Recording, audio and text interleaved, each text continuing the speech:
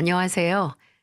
저는 지금 멋진 아들 하나와 예쁜 딸 하나, 그리고 세상에서 가장 사랑스러운 아내와 함께 행복한 삶을 살고 있는 40대 남성입니다. 오늘은 우리 처가 이야기를 한번 해볼까 싶어서 저의 사연을 적게 되었는데요. 철부지 장모님으로 인해서 저의 결혼은 지옥과 천국을 오갔습니다. 이제는 하나의 이야기거리가 되어 주변에 한 번씩 말을 해주면 저보고 참 대단하다는 이야기를 하곤 하는데요.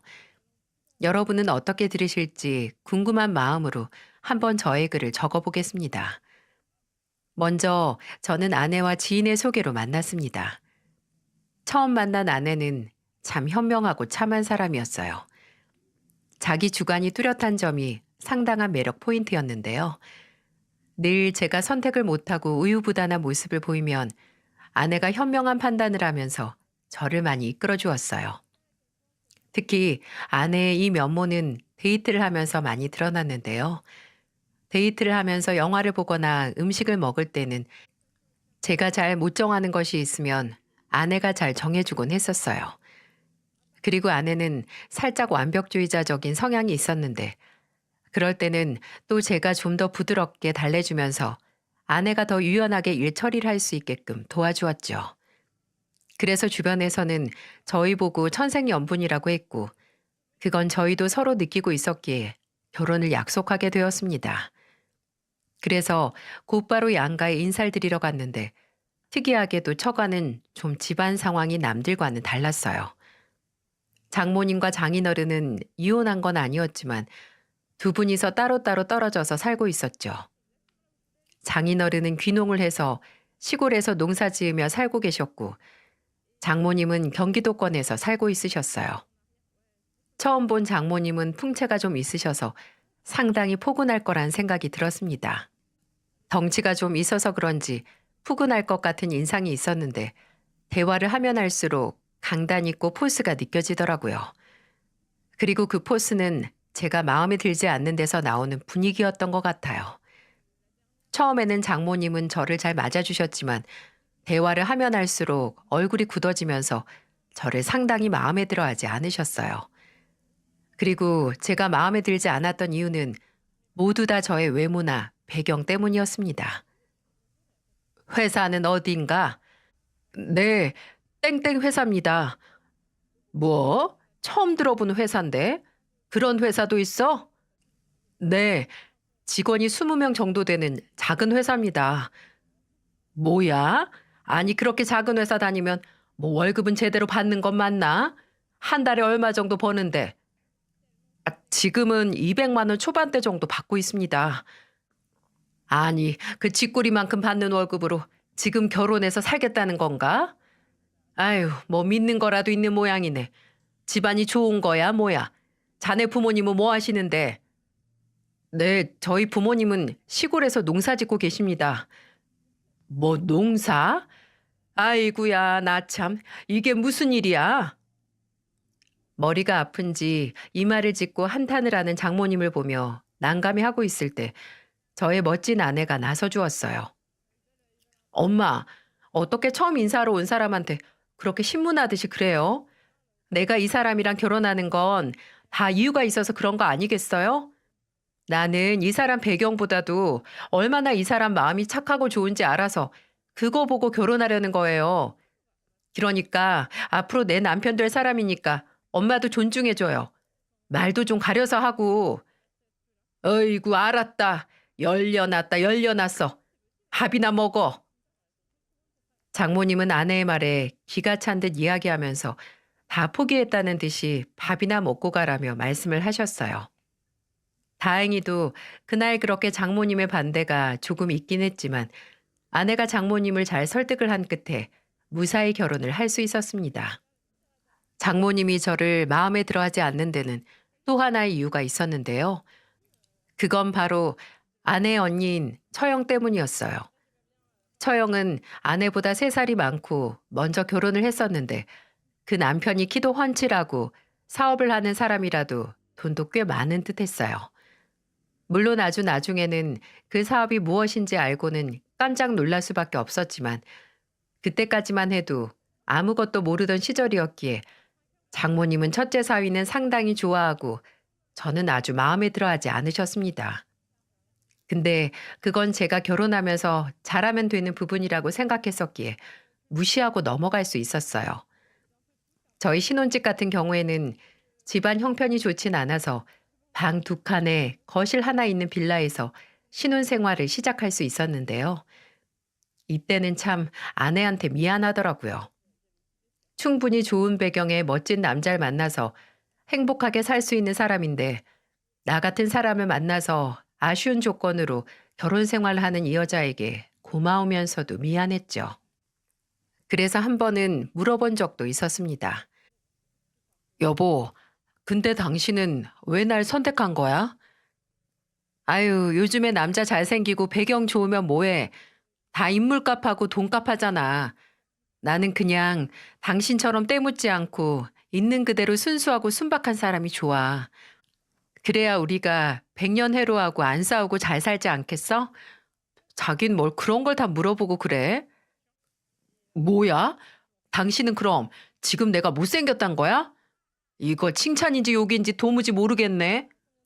아이, 칭찬이지. 왜 그래, 진짜. 당신은 당신만의 매력이 있다니까.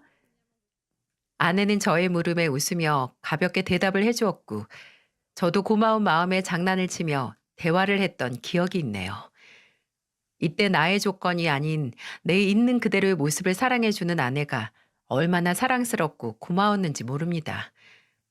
그렇게 저희는 행복하게 결혼 생활을 하면서 아들 하나와 딸 하나를 낳고 잘 키우며 살고 있었어요.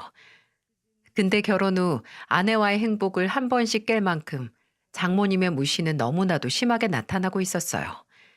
한 번은 장모님이 혼자 계시다 보니 식사를 좀 대접하기 위해 식당을 모시고 간 적이 있었어요.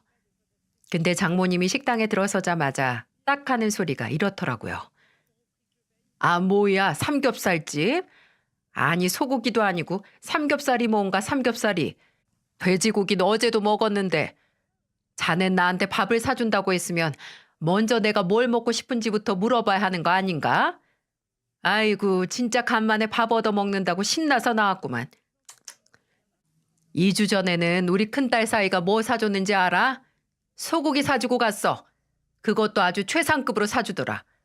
그러고는 용돈도 30만 원이나 주고 갔는데 이건 뭐 용돈은 바라지도 않는다지만 고작 삼겹살이 뭔가 삼겹살이. 에휴, 김 빠져. 나 안 먹어. 라고 이야기를 하시는 거예요. 저는 여기에서 너무 당황스러웠습니다. 그래서 처음에는 좋게 대응을 하려고 했어요. 그러셨어요. 장모님 소고기 이미 드셨으니 이번에는 삼겹살로 드시면 더 좋겠네요. 다음에는 제가 또 모시고 가서 툭불 한우로 꼭 사드릴게요. 전 여기가 연예인들도 많이 다니는 유명한 곳이라고 해서 장모님 모시고 온 거예요. 그러니까 한우는 다음에 또 사드릴 테니까 오늘은 맛집 한번 즐겨보세요. 아, 그래요, 엄마. 왜 또 그래요? 이 사람 무한하게. 여기 진짜 시간 조금만 잘못 걸리면 엄청 오래 기다렸다가 먹어야 되는 곳이래요. 그러니까 오늘은 조용히 드세요. 왜 그러세요? 이 사람 민망하게. 내가 얘기했죠? 내 남편 막대하지 말라고. 아유, 알았어. 삼겹살이 맛있어도 다 거기서 거기지 뭐. 에휴, 진짜. 장모님은 끝까지 투덜거리셨지만 그래도 그 삼겹살집이 정말 맛있는 곳이었기 때문에 한 입 드셔보시더니 그 다음부터는 누구보다도 잘 드시고는 나오셨어요. 하지만 장모님은 거기에서 그치지 않으셨죠. 그날 식사를 마치고 장모님을 모셔다 드리기 위해 차까지 안내를 해드리는데 그때 장모님과 아내를 먼저 지나치던 저의 귀에 탁 박히는 소리가 하나 있었어요. 저는 그 소리로 인해서 정말 맥이 다 빠져버리는 듯 했어요. 예, 아무리 봐도 쟤는 키가 너무 작아. 무슨 꼬맹이도 아니고 키가 너무 작아서 머리가 바닥에 들러붙게 생겼다. 어쩜 저렇게 볼품이라곤 하나 없니? 남자가 키도 좀 크고 해야 덩치값도 하고 그러는 법인데 말이야. 니네 언니 남편 봐라. 키 얼마나 훤칠하니? 시원시원하니 보고만 있어도 아주 그냥 내 속이 다 뻥 뚫리는 기분이라니까. 저 둘이 있어봐. 아주 그냥 누가 뒤에서 보면 아빠랑 아들이 서 있는 줄 알겠다니까. 에휴, 저건 뭐 지금부터 다시 우유를 먹일 수도 없는 노릇이고. 아주 그냥 속 탄다, 속 타. 저는 저를 대놓고 무시하는 발언에 정말 화가 났어요. 그때 아마 저희 아내가 아니었다면 저는 곧바로 장모님께로 가서 막 들이박았을지도 모릅니다. 엄마, 키가 뭐가 중요해요? 사람이 인성이 돼야지. 난 딱 봐도 형부 인성 안 좋은 게 확 보이는데 엄마는 뭐가 그렇게 좋은지 모르겠어. 사람은 말이에요, 엄마. 자고로 인성이 좋아야 하는 법이에요. 엄마는 나보다도 인생을 그렇게 오래 살았으면서 아직도 그걸 몰라요?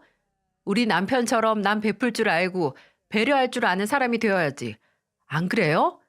나는 형부보다 우리 남편이 100배, 1000배 낫다고 봐. 아유, 그래, 알았어. 네 남편 잘났다. 네 남편 잘났어. 저는 아내가 제 편을 들어준 것이 너무 고마웠어요. 그래서 많이 났던 화가 좀 가라앉으면서 마음이 차분해졌고 그 차분한 마음으로 장모님에게 은근슬쩍 복수를 해주었습니다. 아이고, 차 빼왔는데 우리 장모님 어디 계시나? 키가 너무 작아서 우리 장모님 어디 있는지 보이지가 않네. 뭐야? 여기 있잖아, 여기. 어디서 지금 나보고 키가 작대? 아, 여기 계셨네요.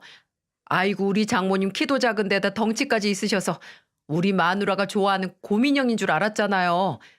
얼마 전에 인형 하나 큰 거 사다 줬는데 그건 줄 알았지 뭐예요? 아이고, 우리 장모님 거기에서 살 조금만 더 찌시면 굴러다닐지도 모르겠네요. 운동 좀 하세요, 장모님. 우리 차도 기름 2배로 쓰게 생겼네.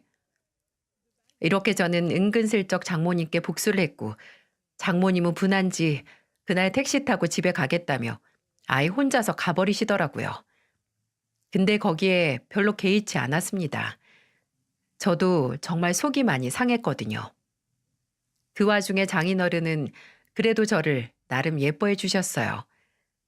장인어른은 지방에서 밭농사를 짓고 계셨는데 종종 가서 밭일도 도와드리고 하면 사위 잘 뒀다며 막걸리도 시원하게 내주시곤 했었죠. 그래서 저는 장모님보다도 장인어른을 잘 따르면서 연락도 종종 드리면서 지냈었습니다.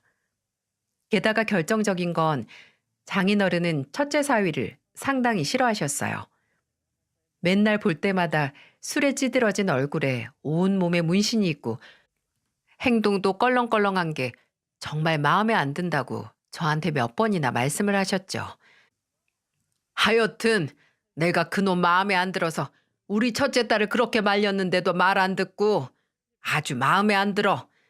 그 보기에도 흉물스러운 문신은 온몸에다가 칠갑을 해놓고 맨날 여 올 때마다 술에다 쪄들어서는 하루 종일 거실 소파에서 잠만 쳐자는 꼴이 영 보기 싫어 죽겠어. 아, 그럴라면 오지나 말든지.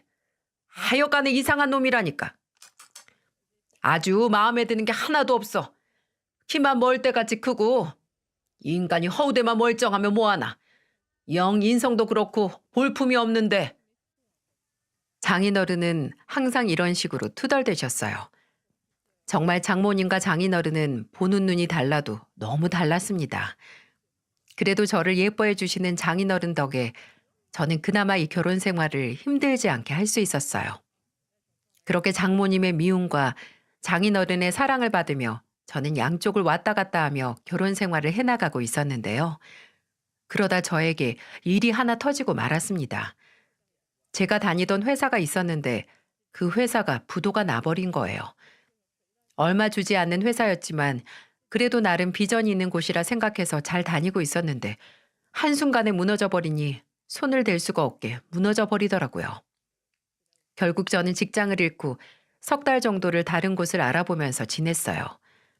그 3개월 동안에 저는 낮에는 일을 알아보러 다녔고 밤에는 대리운전 기사를 하면서 돈을 벌며 지냈습니다.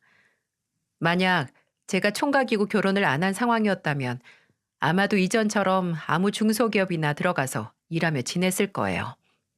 하지만 저에게는 책임져야 할 처자식이 있었기에 이번엔 제대로 된 직장으로 들어가고 싶어 좀 신중하게 일자리를 알아보러 다녔었죠. 이때도 장모는 제가 직장이 없어진 걸 알고는 한껏 비꼬아댔었어요. 하여간 내가 예전역에 알아봤지. 거봐, 그 꼴랑 그 200만 원 주는 회사 뭐하러 다닌다고 다녔는가? 지금 자네 꼴을 좀 보게나. 내가 속이 터진다 속이 터져. 이제 생활비는 어쩔 건가? 그러니까 자고로 사람이라는 게 뒷배경이 있어야 하는 법인데 이건 뭐 아무것도 없는 게 우리 집 사이로 들어왔으니 원. 내 딸만 불쌍하지. 내 딸만 불쌍해. 장모는 제 얼굴을 보자마자 다짜고짜 무시하는 투로 또 한껏 비꼬길래 저는 이렇게 이야기를 해버렸어요. 아주 그냥 속에 묵은 것들을 싹 다 털어낸다는 심정으로 쌓인 것들을 다 말해버렸죠. 장모님, 전 오히려 장모님 같은 사람을 엄마로 둔 우리 마누라가 더 불쌍합니다. 저 돈은 없어도 여지껏 우리 마누라랑 애들 굶겨본 적 없습니다. 그리고 누구보다도 저 자랑스럽다고 사랑한다고 얘기해주는 사람들이 바로 내 자식들하고 우리 마누라예요. 근데 장모님은 좀 보세요. 어느 누가 사랑한다고 말해줍니까? 존경한다고 말하는 거 들어본 적 있으세요? 그런 적도 없으면서 감히 저한테 그렇게 무시하는 발언 하시고 그러지 마세요. 요즘같이 돈만 밝히고 그렇게 무시 발언 하시면요. 꼰대 소리 듣습니다. 꼰대 소리. 그리고 저 이번에는 정말 좋은 직장 들어가서 우리 가족들 행복하게 부족한 것 없이 먹여 살려줄 거니까 두고 보세요. 그리고요. 장모님이야말로 10년째 백수로 지내고 있으신 거 뻔히 다 아는데 놀고 먹으면서 자식들한테 매번 손 벌리는 거 창피하지도 않으세요? 저도 장모님처럼 놀고 먹으면서 살면 참 좋을 텐데 아쉽네요. 전 이렇게 장모님에게 속에 있던 말들을 다 해버렸고 장모님은 기가 찬지 그 다음에는 별말을 하지 않더라고요. 오히려 어찌나 분해하던지 제대로 제가 복수한 것 같아 속이 다 후련했네요. 그 뒤로 장모님은 저에게 삐졌는지 한동안 연락이 없더라고요. 게다가 그때쯤에는 아내와 장모님과의 사이도 많이 틀어져 있어서 서로 연락을 하지 않았어요. 하도 장모님이 처형네와 우리 집안을 비교하니까 아내도 화가 나서 장모님에게 일절 전화 한 통 하질 않더라고요. 그래서 서로에게 어긋난 감정을 가지고 지내며 있었습니다. 그러다 저는 직장을 다 구하기도 전에 엎친 데 덮친 격이라고 아주 큰일이 우리 가족에게 발생하고 말았어요. 어느 날 갑자기 둘째 딸이 가만히 잘 있다가 입에 거품을 물면서 발작을 일으키는 증상이 나타났고 그 이후로 한 달에 5번 이상은 꼭 발작 증세를 일으키기 시작했어요. 저와 아내는 너무나도 깜짝 놀라서 처음 그 증상이 나타난 날 병원으로 가서 온갖 검사를 다 했더니 소아 간질이라고 하더라고요. 당시에는 저와 아내 둘 다 간질이 큰 병인 줄 알고 정말 깜짝 놀랐었는데 다행히도 잘 치료만 하면 2, 3년 뒤에는 치료가 될 거라고 하셔서 한시름 마음을 놓았습니다. 근데 간질이 낫기 전까지는 한 달에 5번 정도는 꼭 발작을 일으키더군요. 한 번씩 발작을 일으키는 딸을 볼 때마다 점차 좋아지곤 있었지만 그래도 마음이 안 좋은 건 어쩔 수 없었어요. 그래서 우리 딸을 위해서라도 정말 열심히 돈 벌어서 좋은 치료 받게 해주고 하루라도 빨리 낫게 해줘야겠다는 생각이 들었습니다. 그래서 더 악착같이 면접 보러 다니고 밤에는 일을 열심히 하면서 지내고 있었죠. 그렇게 몇 개월을 지내고 있다가 겨우 괜찮은 직장을 하나 찾게 되었고 그곳에서 일하면서 한시름 놓으며 딸아이의 치료도 받게 하면서 지내고 있었어요. 그러던 와중에 장모님의 생신이 다가왔고 한참 연락을 하지 않고 있다가 생신은 그래도 챙겨드려야 할 것 같아서 아내와 함께 이야기를 해서 챙겨드리기 위해 계획을 세웠습니다. 그때 저희는 둘째 딸 치료비도 상당히 들고 있었고 여러모로 직장도 그렇고 아직 자리를 잡아야 하는 때였기 때문에 여윳돈이 많은 편이 아니었어요. 그래서 저는 장모님의 생신 선물로 용돈 30만 원 정도만 준비하자고 했었죠. 여보, 이번에 장모님 생신 때 오랜만에 뵙는 거고 또 생신이기도 하시니까 30만 원 해드리려고 하는데 어때? 더 해드리면 좋겠는데 솔직히 지금 우리 집 사정이 녹록지 않아서 말이야. 다음에 더 좋은 것을 해드리고 이번엔 30만 원으로 해드리려고. 여보, 무슨 30만 원이야. 10만 원만 해. 우리 엄마한테는 그것도 지금 감지덕지야. 여태까지 우리가 틈틈이 생활비 보내준 거랑 엄마가 돈 필요할 때마다 보내준 돈이 얼만데. 그리고 엄마가 그 예뻐하는 형부가 알아서 다 해줬을 거니까 우린 그냥 10만 원만 하자. 솔직히 말해서 엄마는 손녀딸이 아프다는데 용돈을 하나 줘봤어. 병원비 보태라고 병원비를 한번 보내봤어? 아무것도 안 하고 맨날 받기만 했는데 무슨 용돈을 또 30만 원이나 줘. 그니까 이번에는 10만 원만 해서 보내드리자. 대신 밥 맛있는 걸로 사드리면 되잖아. 아내는 장모님에게 10만 원도 크다며 그만큼만 준비해서 가지고 가자고 했어요. 그래서 5만 원짜리로 10만 원을 준비해 놓고 이번에는 장모님이 드시고 싶다는 음식으로 미리 여쭤보고 그곳으로 대접하기 위해 나갔죠.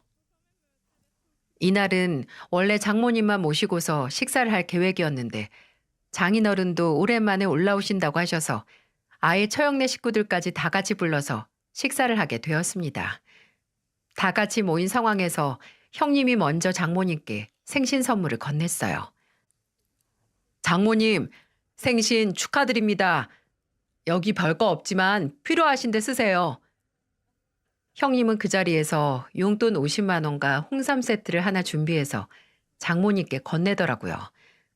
용돈을 보고 혹한 장모님은 완전 날아갈 때 좋아하셨죠. 어머, 이게 웬 용돈이야 또. 지난달에도 얼마 보내줘서 잘 쓰고 있었는데. 역시 우리 첫째 사위밖에 없다니까. 고마워 우리 사위. 이 장모님이 잘 쓸게.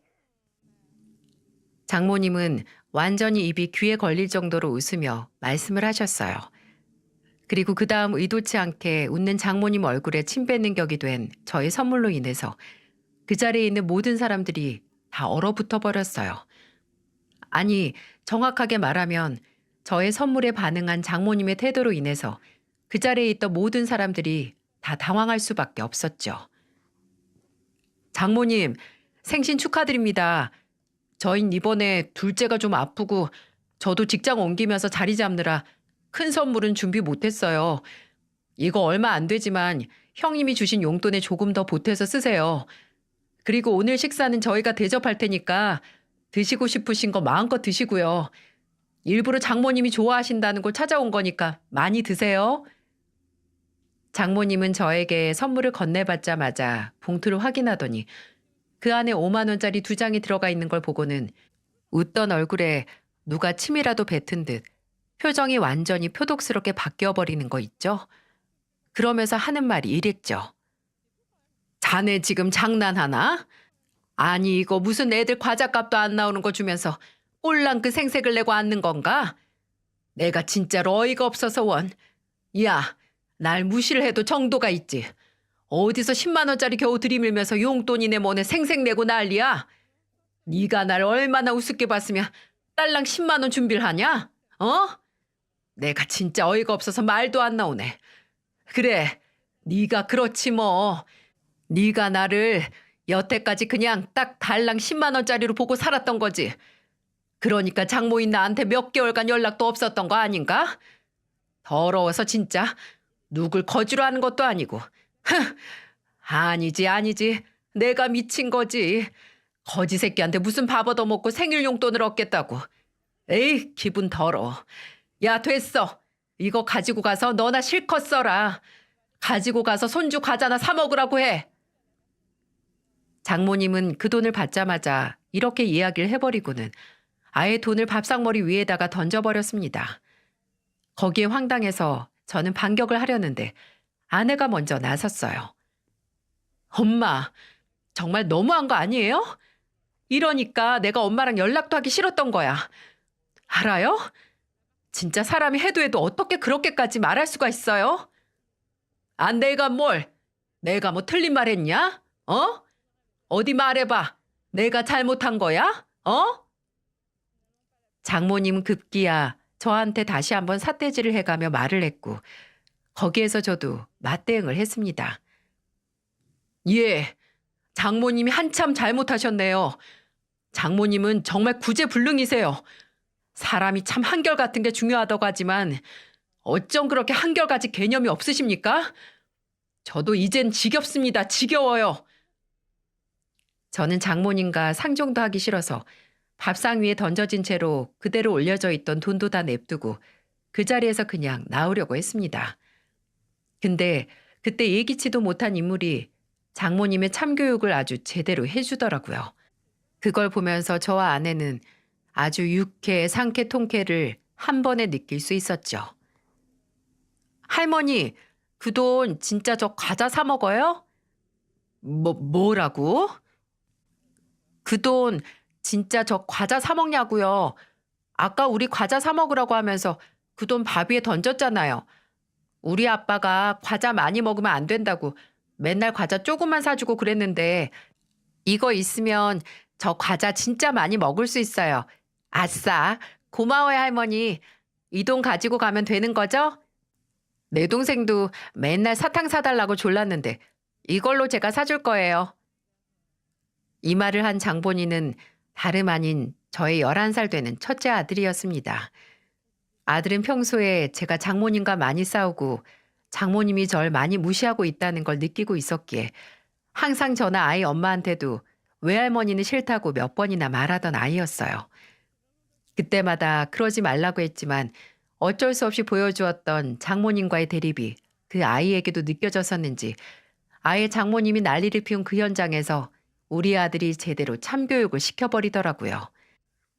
제 아들이 얼른 그 5만 원권 2장을 주우려고 하는데 우리 장모님이 어쨌는지 아십니까? 아직도 생각하면 우스워 죽겠어요. 야, 어딜 들고 가? 내 10만 원 내놔. 이게 어디 어른 돈을 갖고 튀려 그래? 할머니가 버렸잖아요, 이 돈. 그리고 우리 과자 사 먹으라고 했으면서 왜 또 못 가지고 가게 해요? 우리 학교 선생님이 그랬는데요. 친구들하고 놀면서 뭐 줬다가 뺐으면 치사한 거라고 했어요. 줬다 뺏는 사람들이 제일 치사하고 한심한 거라고 했다고요. 할머니 한심해요. 할머니 치사한 사람이라고요. 뭐라고? 한심해? 치사해? 이게 어른한테 못하는 소리가 없어. 얘가 왜 이렇게 싸가지 없어? 어? 너네 도대체 뭘 가르친 거니? 어? 할머니, 우리 학교에서 배웠는데요. 돈은 소중한 거라고 했어요. 그리고 우리 선생님이 부모님 돈은 더 소중한 거니까 함부로 생각하거나 쓰는 게 아니라고 했고요. 그래서 과자 먹고 싶고 장난감 가지고 싶을 땐 한 번 더 꾹 참고 꼭 필요할 때 이야기하는 거라고 했다고요.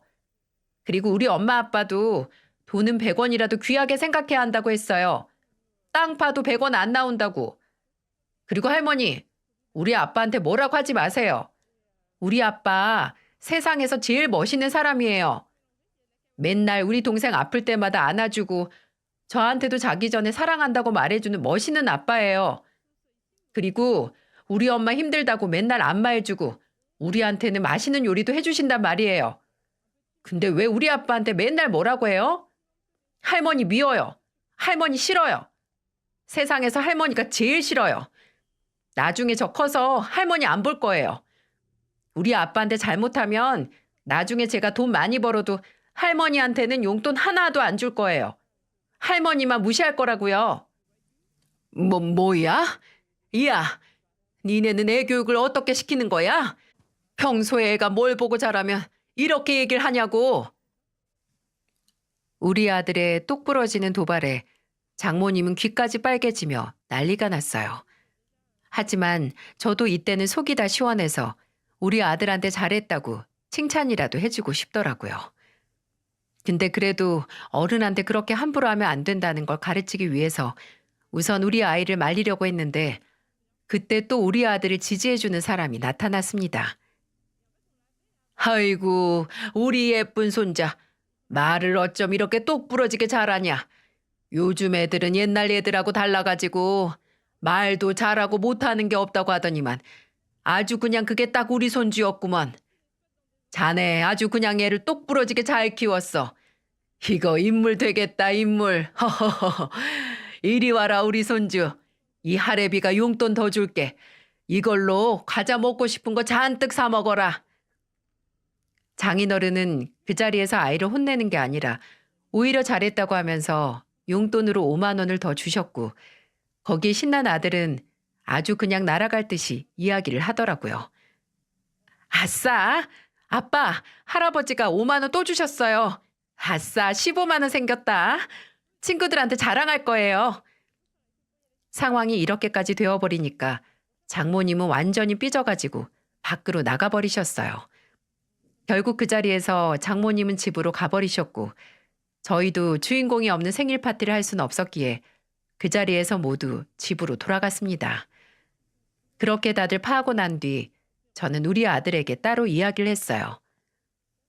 정연아, 아까 외할머니한테 왜 그랬어? 그래도 어른한테 그러면 안 되는 거야. 아빠, 저도 알아요. 아빠가 평소에도 제가 조금이라도 외할머니 나쁘게 말하면 그러면 안 된다고 했잖아요. 근데 외할머니가 아까도 아빠한테 화내고 나쁘게 말했잖아요. 평소에도 아빠한테 자꾸만 뭐라고 하고 화내고 하는 걸 정말 싫었는데 아까도 외할머니가 또 그래서 진짜 미웠어요. 맨날 엄마가 아빠한테 어깨 피라고 이야기하잖아요. 엄마 말 듣고 아빠 어깨 피세요. 외할머니가 아빠 미워해도 아빤 저한테 최고의 아빠예요. 아들이 이렇게 이야기를 해주는데 얼마나 눈물이 나던지 마냥 어린 아이라고만 생각했는데 어느덧 이렇게 커서 아빠 위할 줄 아는 녀석이 됐다고 생각하니 감격스러우면서도 고맙고 아깝고 그렇더라고요. 근데 정말 제 아들이라서가 아니라 평소에 제 아들은 초등학교 4학년밖에 안 됐지만 상당히 성숙한 아이이긴 했어요. 또 항상 동생이 떼쓰면 양보하고 달래줄 줄 알고 때로는 따끔하게 혼내주는 오빠일 만큼 우리 아이는 누구보다도 바르고 똑똑한 아이라고 말할 수 있는데요. 저보다는 우리 아내를 닮아서 그런지 항상 차분하고 조용하니 본인 할 일을 잘하는 아이였는데 이렇게 그 자리에서도 그 면모가 나올 줄은 몰랐습니다. 덕분에 저는 제대로 장모님에게 한 방 먹여줄 수 있었네요. 그 뒤로 장모님은 또다시 삐져서 저희한테는 연락도 안 하고 지내고 있었어요. 그러던 와중이었습니다. 이번에는 또 초대하지 않은 손님이 우리 집에 왔고 그 손님은 다름 아닌 장모님이었어요. 장모님은 제가 이 집에 장가 들고 나서 딱 2번 저희 집에 찾아왔었는데 이번이 3번째로 방문을 한 거였습니다. 특별한 일이 아니면 집까지 오는 분이 아니었기에 장모님의 방문이 상당히 의아했죠. 무엇보다도 우리한테 삐져서 연락도 안 하고 있던 분이었기에 그분의 방문이 더 이상했습니다. 근데 오자마자 우리 아내한테 막 하소연을 시작하는 거예요. 이야, 나 진짜 첫째 때문에 미치겠다. 왜 그래요, 엄마? 무슨 일인데? 아니, 네 형부 사업하는 거 있잖아. 요즘 그 사업이 너무 힘들다 그래서 내가 얼마 전에 1억을 빌려줬거든. 이거 진짜 아무도 모르고 있었던 건데 니네 아빠가 귀농하기 전에 퇴직금으로 1억 받아놓은 거 내가 시골을 믿을 곳이 안 된다고 따로 관리하겠다고 가지고 있던 게 있었거든. 근데 첫째 사위가 하도 힘들다고 하니까 어쩔 수 없이 빌려줬어. 그러고 나서 얘가 갚겠다고 한 날짜가 다 돼서 돈 달라고 했더니 글쎄 돈 없다고 아예 쌩까고 있잖아. 아 진짜 어떡하면 좋아. 이것 때문에 잠도 못 자고 있어 나. 네 아빠 알면 아주 그냥 큰일이다 큰일. 뭐? 1억을 빌려줬다고요? 아니 아빠 퇴직금을 왜 건드렸어요? 엄마 진짜 미쳤어? 아 그럼 어떡해. 네 언니가 자기 남편 다 죽겠다고 난리 피우는데 아 나 진짜 이거 니네 아빠 알면 큰일 난다. 이제 어떡하니? 아니 언니도 옷가게 잘하고 있고 형부도 사업 잘 돼가고 있는 거 아니었어요? 형부 사업은 갑자기 왜 힘들어진 건데요? 아휴 나도 이제 알았는데 니네 형부가 글쎄 지금까지 개인 사업한다고 했었는데 네 언니랑 결혼하고 나서 사업을 바꿨나 보더라고. 네 형부 그래서 지금은 술 장사한단다 술 장사. 그것도 여자들 끼고 노는 술 장사. 그 남자들 왜 들락날락거리는 술집이 있잖니. 하여간에 얼마 전에는 미성년자를 고용했었다는데 그게 걸려서 영업정지 당해서 난리가 났었나 봐. 그래서 지금 장사를 못해서 돈이 없단다, 돈이. 니네 언니도 그렇고 형부도 그렇고 지금 아예 잠적했어, 잠적. 엄마, 내가 뭐라고 그랬어요? 내가 봤을 때 형부는 아니라고 했지? 엄마는 고작 그 용돈 얼마씩 주고 하는 거에 혹해서 아주 우리 첫째 사이가 최고네 그랬는데 그거도 엄마한테 돈 뜯어내려는 수작이었어. 이제 어쩔 거야? 아휴, 몰라. 네가 좀 니네 언니한테 가서 돈 좀 받아와 주면 안 되겠니? 이것들이 내 전화도 안 받아. 아예 그냥 쌩 깐다고. 엄마 전화도 안 받는데 뭐 내 전화는 받겠어? 아이고, 그럼 내 돈들은 다 어쩐다니, 어? 그동안 내가 진짜 말은 못했지만 네 언니가 옷가게 안 된다고 2천 빌려가고 또 뭐 한다고 3천 빌려가고 그것도 다 못 갚아서 지금 1억이 필요하다고 해서 빌려줬는데 그것마저도 못 받게 생겼다. 나 어떡하니, 어떡해. 아니, 전엔 이렇게 빌려주면 잘 갚길래 내가 그거 믿고 빌려주고 있었던 건데 이제는 완전히 끝이다, 끝이야. 장모님은 그동안 저희도 모르는 사이에 처형 부부에게 돈을 거의 2억 가까운 돈을 빌려주고 있었고 지금까지 한 푼도 받지 못하고 있었던 거였습니다. 엄마, 언니도 그동안 엄마한테 돈 뜯어내려고 잘하는 척 했던 거네. 아휴, 내가 뭘 했어 진짜. 사람은 인성이라고 했죠? 우리 남편 봐봐. 어디 우리 남편이 힘들고 어려워도 엄마한테 돈 달라고 한 적 있어요?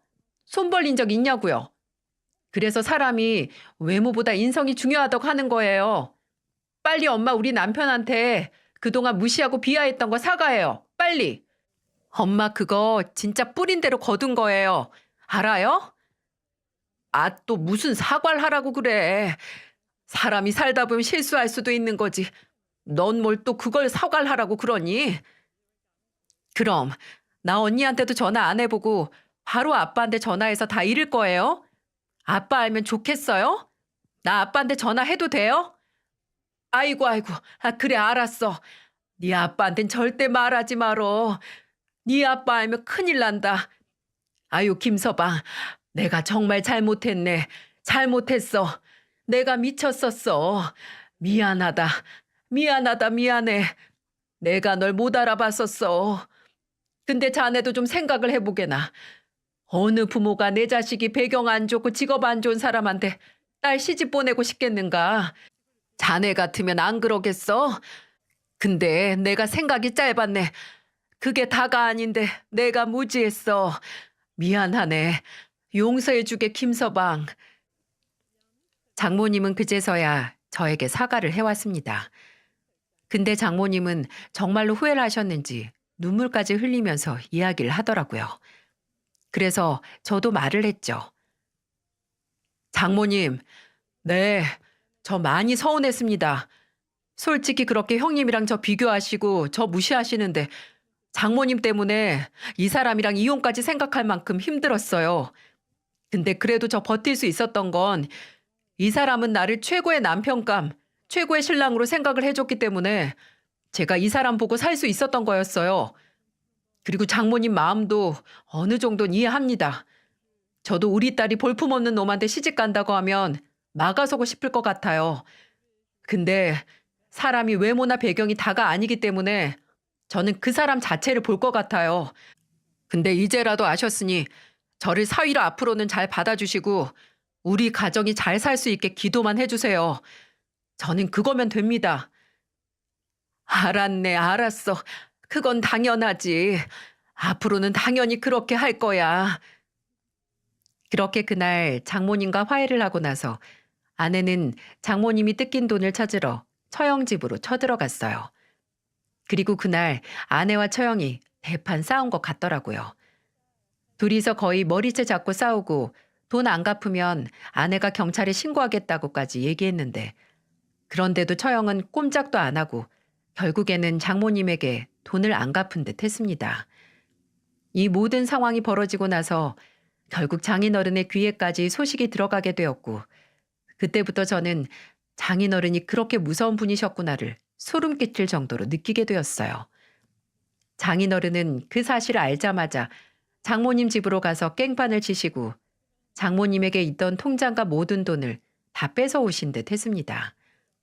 그리고 그때까지는 장모님과 장인어른이 이혼하지 않고 집도 공동 명의로 되어 있었는데 그 명의까지 싹 다 장인어른의 명의로 돌리신 듯 했죠. 그리고 큰딸에 대해서는 어떤 경제적인 지원도 하지 않을 거라면서 거의 호적에서 파기 직전까지 가고 지금은 아예 연을 끊으신 듯 했습니다. 그래서 장모님은 장인어른에게 찍소리도 못하고 살고 계세요. 그리고 한 가지 더 재밌는 사실은 아예 장인어른이 장모님을 데리고 시골로 내려가신 상황입니다. 혼자서 떨어져 살면 또 무슨 사고를 칠지 모른다면서 제대로 정신교육을 시켜야 한다면서 아예 시골로 데리고 나가버리셨어요. 그만큼 장인어른은 강단이 있으신 분이셨습니다. 이때 장인어른께 끌려가는 모습도 정말 지금 생각하면 배꼽 빠지게 웃긴데요. 장모님 경기도 집이 장인어른으로 인해서 한바탕 난리가 나면서 장모님이 저희 집에 머무르고 계실 때였어요. 장인어른은 그렇게 깽판을 치고 나서 집이며 재산이며 모두 다 장인어른께 돌리고 나서 저희 집에 계시는 장모님을 찾아왔더군요. 그리고는 장모님 얼굴을 보자마자 하시는 말씀이 이러했습니다. 당신 당장 짐 싸서 따라 나와. 나랑 같이 시골로 내려가. 당장. 뭐라고요? 아니 내가 시골로 어떻게 내려가. 거기는 마트도 없고 주변에 재밌는 것도 하나 없는데. 아니 여편네가 아직도 정신을 못 차리고 당장 나랑 내려가서 농사 지으면서 살 거 아니면 이혼해. 그리고 당신한테 돌아가는 재산은 땡전 한 푼도 없을 테니까 어디 빈털터리로 쫓겨나고 싶으면 여기 계속 있겠다고 해봐. 아이 참 알았어요. 내려가요 내려가. 그렇게 장모님은 장인어른의 단호한 말에 눈물을 흘리며 끌려가셨어요. 그 모습을 보면서 저는 장인어른의 따뜻한 면모만 보다가 의외의 모습을 보게 되면서 아내 강단 있는 모습이 다 장인어른에게서 나온 거라는 걸 알 수 있었죠. 그리고 눈물을 훔치며 어쩔 수 없이 끌려가는 장모님의 모습을 보며 얼마나 웃겼는지 아내와 저는 한참을 웃음을 참을 수밖에 없었습니다.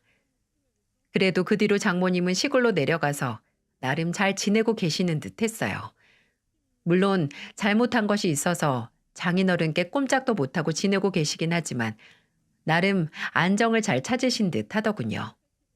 얼마 전에는 아내가 장인어른과 영상통화를 하는 모습을 봤는데 장모님이 장인어른과 함께 밀짚 모자를 쓰고서 함께 밭을 일구는 모습도 볼 수 있었어요. 그 모습이 어찌나 귀엽던지. 저와는 모든 사건들 이후에 사이가 좋아져서 한 번씩 시골 생활이 힘들 때마다 전화해서 하소연을 하시는데 그 모습도 참 귀엽고 보기 좋은 요즘입니다. 얼마 전에는 장모님하고 또 통화를 하는데 이렇게 말씀을 해주시더라고요. 그전에는 내가 왜 자네를 몰라보고 그렇게 막대했는지 모르겠어. 이렇게 내 얘기도 잘 들어주고 나한테 잘하는데 말이야. 우리 딸보다 나은 사이를 내가 몰라보고 그렇게 막대해서 미안하네. 김서방, 이제는 자네가 최고야. 우리 남편이랑 딸보다도 최고라고. 감사합니다, 장모님. 이제라도 절 알아보셨으니 다행이네요. 귀농하셔서 힘드시겠지만 그래도 잘 지내고 계신 것 같아서 전 마음이 놓입니다. 장인어른도 얼마 전에 통화하니까 장모님 계셔서 더 좋다고 하시던데요. 그러니까 거기에 딱 마음 붙이시고 장인어른이랑 노년에 행복하게 지내세요. 별 수 있는가 그래야지. 그래도 내 그 첫째만 생각하면 아직도 우라가 터지는데 그래도 이 정도에서 끝나서 다행이라고 생각하네. 다 내가 뿌린 대로 거둔 거지 뭐. 다 내가 잘못해서 생긴 일인 것을. 그래도 나에게는 자네가 남아있어서 다행이야. 고맙네. 정말 고마워. 장모님은 이제 완전히 태도가 바뀌셔서 저를 최고라고 말씀하시고 지내세요. 장모님도 장인어른도 큰일을 치르고 나서 그래도 잘 지내시는 것 같아서 다행이라고 생각하고 있습니다. 처형네는 그 뒤로는 아예 연락이 없어서 어떻게 지내고 있는지도 모르겠네요. 저는 그저 앞으로는 장인 장모님이 행복하게 사시는 거 옆에서 보면서 우리 가족들과 즐겁게 살기만을 바라고 있습니다. 여러분, 우리 장모님이 그랬던 것처럼 정말로 사람은 뿌린 대로 거두는 것 같아요. 저도 이번 장모님의 모습을 보면서 정말 좋은 것만 뿌리며 살아야겠다는 생각을 많이 하게 되었답니다. 여러분도 늘 좋은 것 뿌리고 또 거두면서 사시기를 바라겠습니다. 지금까지 저의 사연을 들어주셔서 정말 감사합니다.